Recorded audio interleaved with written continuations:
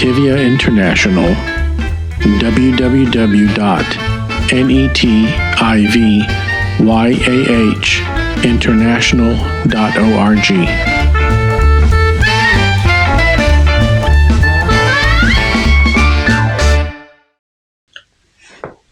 Shalom, my name is Joseph Shulam, and I'm the former founder and director and teacher and bottle washer and cook of Netivyah Bible Instruction Mission Ministry in Israel. And I am retired, and I'm continuing to do God's work. Of course, without being paid by Netivyah, anything in Israel, I mean. And I'm doing these mind candies, and today is actually the day of Shavuot, Pentecost. 7 weeks, 50 days. And that's why it's called Pentecost, because Pentecost in Greek means 50. And in Hebrew it's called Shavuot.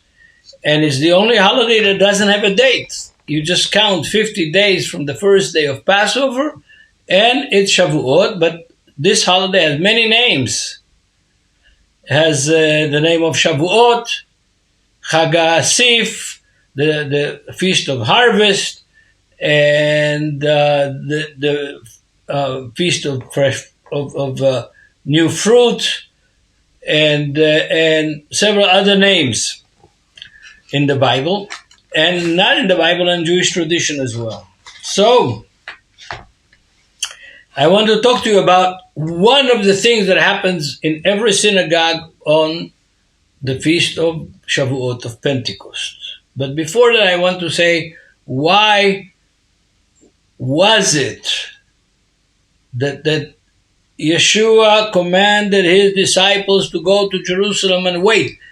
He ascended 10 days. On the 40th day of the counting of the sheaves of the Omer, Yeshua ascended from Mount of Olives to heaven within the sight of his apostles and some of the women that were there and saw him ascend. But he commanded his disciples to go to Jerusalem and wait till the Holy Spirit comes, and it was Shavuot. They were gathered in Mount Zion, 120 disciples, not an accidental number, because it represents the tribes of Israel. That's why there were 12 apostles. And when Judas was dead, he killed himself, then they had to choose another apostle to make it 12. Why was it so important? Because they were representing Israel. The apostles of the disciples of Yeshua were representing Israel, not Rome, not Edinburgh, and not Wittenberg, or some other city in Europe. And so they will read the Book of Ruth. Why the Book of Ruth? Because the Book of Ruth is connected with this feast, with Pentecost, and with other important things. And I'd like to share a little bit about the Book of Ruth with you, my dear brothers and sisters, maybe things that you didn't think about. But the Book of Ruth starts with chapter 1, verse 1 of the Book of Ruth. It was in the days when the judges judged, and there was hunger in the land, and a man from Bethlehem, Judea, not Bethlehem, Palestine, Bethlehem, Judea, went to sojourn in the fields of Moab, across the street from the Jordan River, and his wife and his 2 sons. And this man Elimelech, a good name. God is my king. And his wife Naomi, which means pleasant, had 2 sons that had really bad names. Who gives that kind of names to their sons? I don't know. But his name was Machalon, it meant sickly. And the other one, Kilayon, it means the end. In other words, the total disaster. And they were from Bethlehem.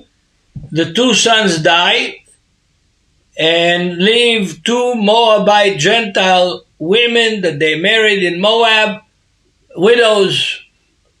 Naomi decides to go back to Bethlehem because she's got nobody there in the across the Jordan River in Moab.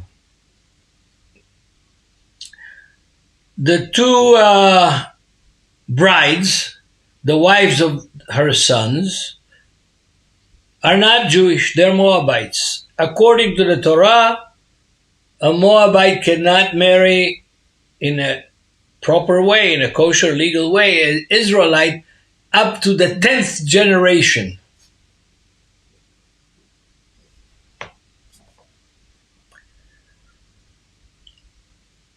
But these Jewish boys from Judea married these Moabite women across the Jordan River in Moab. They died. Now their widows are there, and Naomi is there, and she wants to go back to live in Bethlehem. The name of the one widow was Orpah, which means stiff-necked. Stiff-necked. And the other one was Ruth, which means friendly. And Naomi wants to go back to Bethlehem, and he tells the two daughters-in-law, listen, I'm an old woman, I've got nothing to give you. I'm a poor old woman, I don't have any more children, and I'm not going to have more children. Go back to your people, go back to your culture, go back to your place, to your language. Maybe you'll find happiness there. But Orpah, the stiff-necked one, packs her bags and goes home, back to Moab. Ruth, a kind lady, decides to go along with this widow and take care of her. And so they come across the Jordan, come to Bethlehem, and Naomi tells Ruth again, listen, I've got nothing to give you. Go back. Thank you very much, but go back. And Ruth says the following things.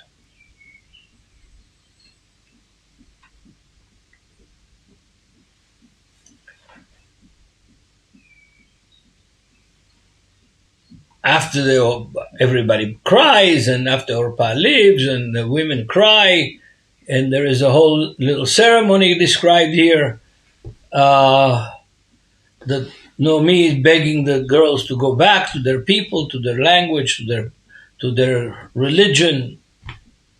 And Ruth pipes up and says, don't force me to leave you and to go back away from you, because wherever you go, I will go. I will go with you. And your people will be my people, and your God will be my God.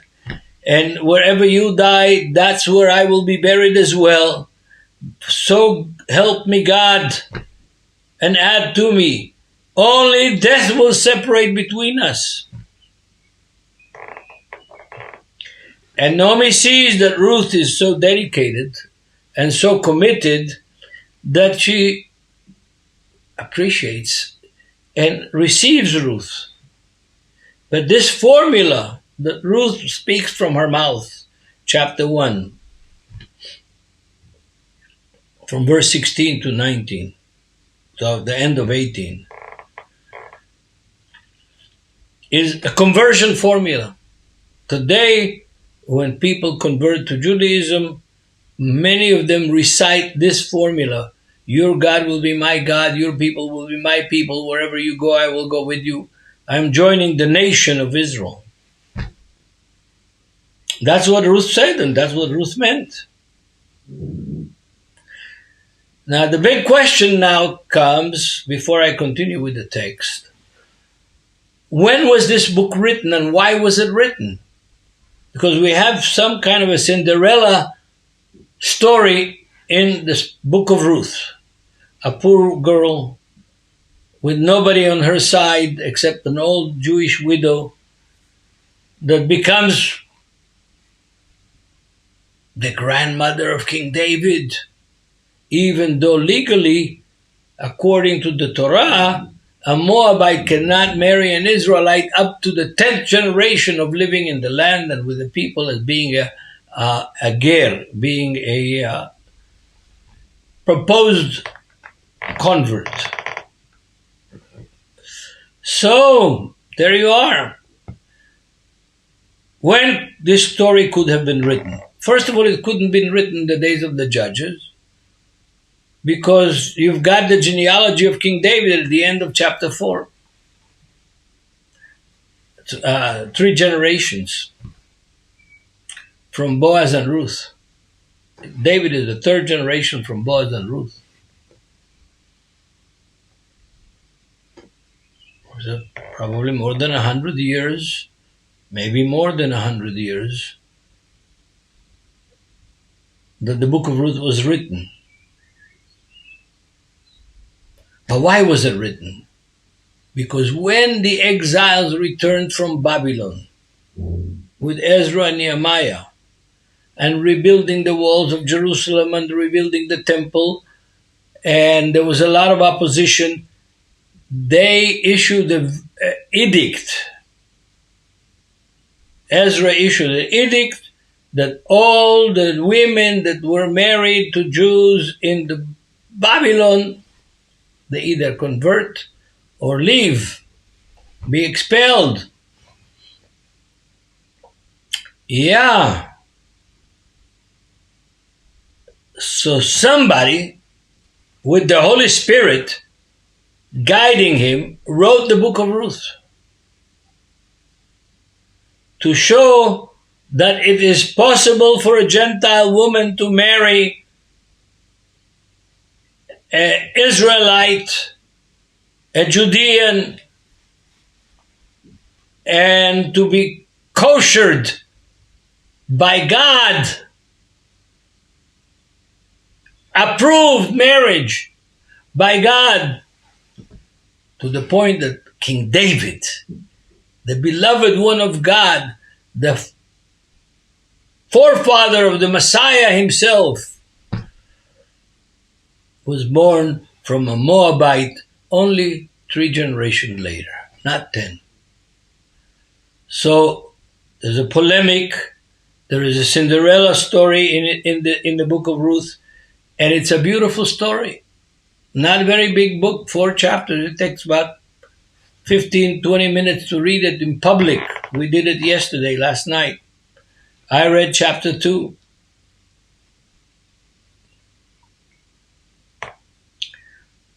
But the story is of great significance. Great significance. First of all, it shows that people that are not born and raised Jewish, Israelite, can join the people of Israel and be a part of the people of Israel and take a part in the destiny and in the election of Israel. Here is a Moabite. One of Israel's great enemies were Moab, that actually, without any hope of a good life, joins a Israelite Jewish widow from Bethlehem and says, your people are going to be my people, your God is going to be my God. In other words, she accepts the Torah, the law, the God of Abraham, Isaac, and Jacob as her God and as her identity. It's possible to convert. That's what this book says. And it's possible to become a very important person in the genealogy of the Messiah himself. So, we've got the story.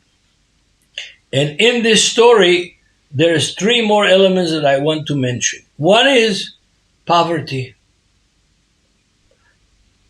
poverty. A widow, old woman, a stranger, Gentile, young lady named Ruth, moved to a Jewish city of Bethlehem, ancient city of Bethlehem. And there is Jews, Israelites, Boaz, a rich young man that had fields and workers that farmed those fields, and they were in the middle of the harvest between Passover and Pentecost, Shavuot, the height of the harvest season.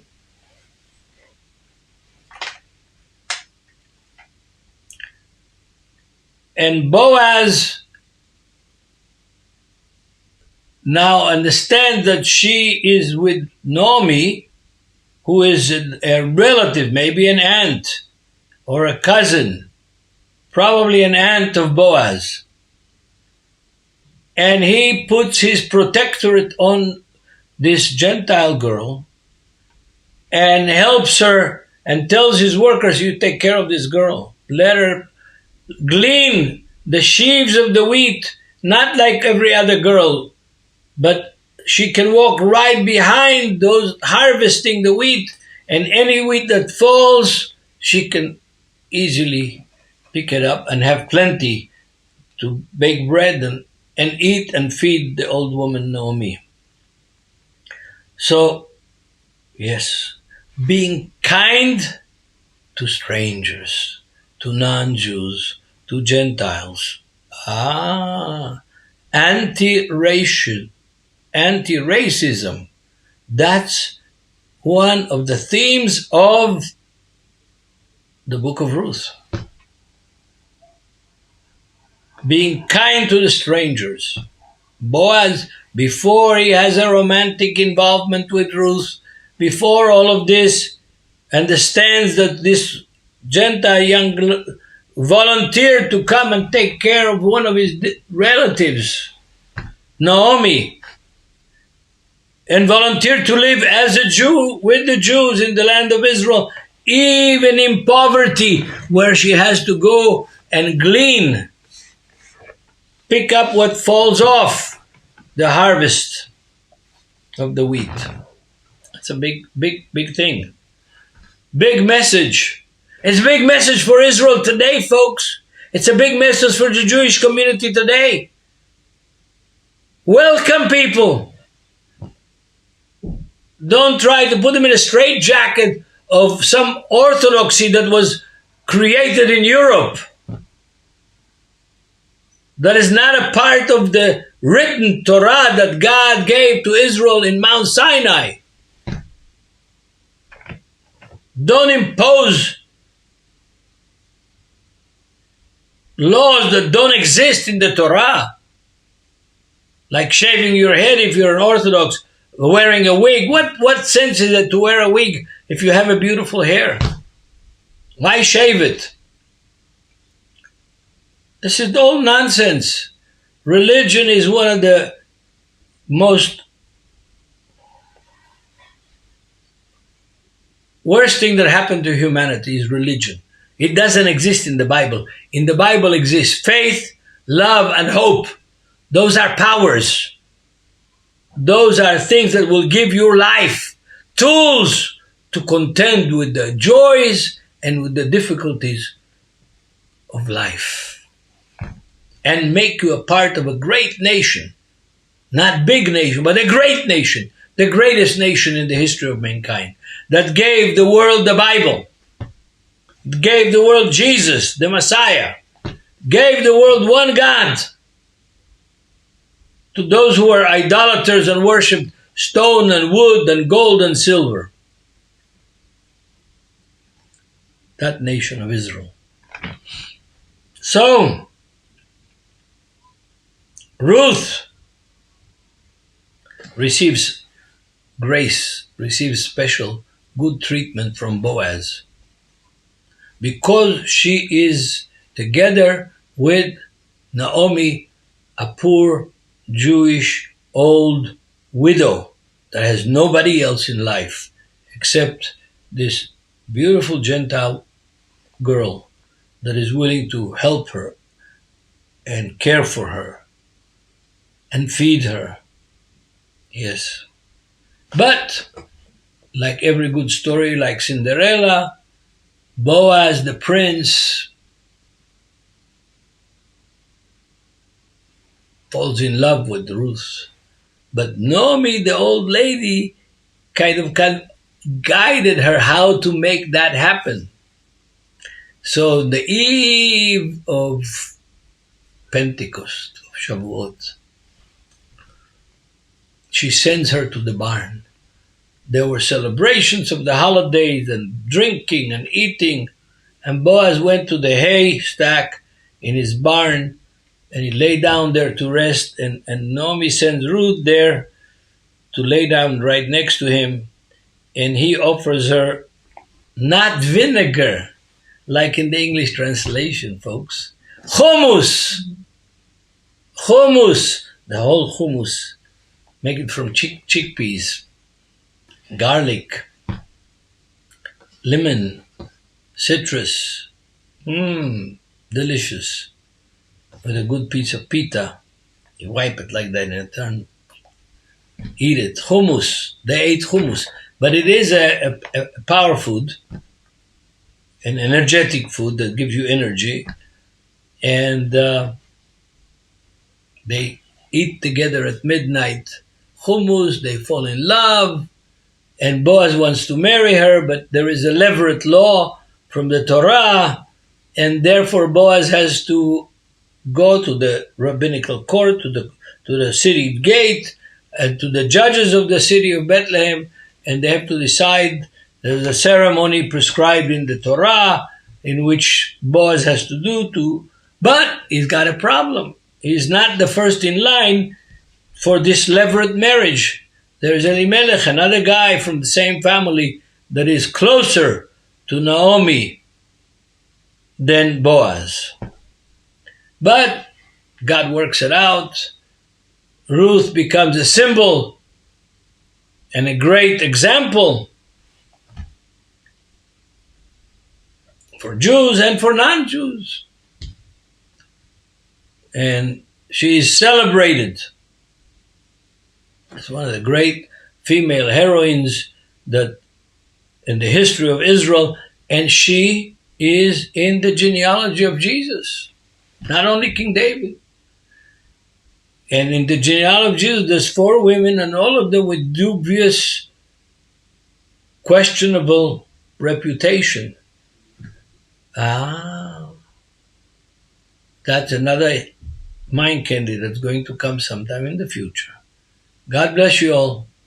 Keep up. Support Netivyah in Israel and Netivyah International that has a very big project fighting anti-Semitism that has grown with over 300% since the 7th of October 2023.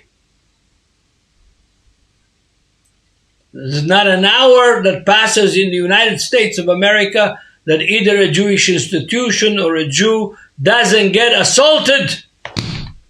By who? By Hindu? No. By Muslim? Probably not.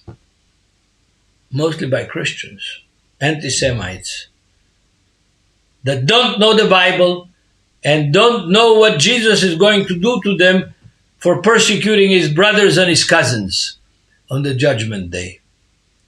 So if you hate Jews, you can go to the other place because there's going to be Jews in heaven. God bless you all. Shalom.